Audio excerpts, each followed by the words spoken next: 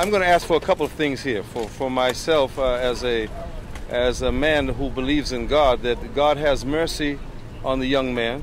I don't know what his faults were. I don't think that whatever transpired warranted him being killed. I also want to pray for the officers that were involved, that God would guide them, because they have families, and I don't know how strongly they take it that they've murdered a young man that they well could have captured. I think that the young man might have put his head in the jaw of a lion and they got it crushed. If they considered him a very dangerous person, they should have took precautions in approaching him. I would. I wouldn't approach a wild animal or anything that I thought was dangerous without being fully prepared, especially if I wanted to capture and keep him alive. So I don't think that their intent was to capture him and keep him alive.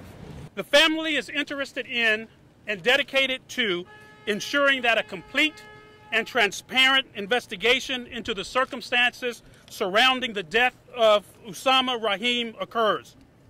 The family hopes to work productively and cooperatively with federal and local authorities in a joint effort to search for truth. Publicly available reports and statements from local and/or federal law enforcement officials indicate that on the morning of June 2nd, 2015, law enforcement officers did not have individualized or particularized suspicion that Mr. Rahim at that time was engaged in any illegal activity. What we do know is that he appeared to be getting on a bus and going to work. What his plans were with a knife, if in fact he had a knife, lawyers would call that presuming facts not in evidence. We saw a knife. I don't know if there is video evidence of a knife on his person. Again, I am withholding judgment. The immediate family has instructed me to withhold judgment until we are possessed with facts sufficient to form an opinion. The family, of course, is aware of various media reports that suggest that Usaama Rahim had been radicalized by ISIL. That comes as an absolute surprise to the family. They had not perceived any conduct or change in demeanor with Usaama consistent with those reports.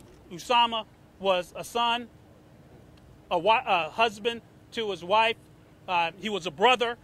He was very loved by his family. They are devastated. It is, I must ask that people keep in mind, this is an overwhelming experience for the immediate family. They have lost a loved one. This loved one is being accused of terrible things. The family is anxious to speak to the media directly. They will soon, but at this point, we just want you to know that I am going to help them in this investigatory process to figure out what happened.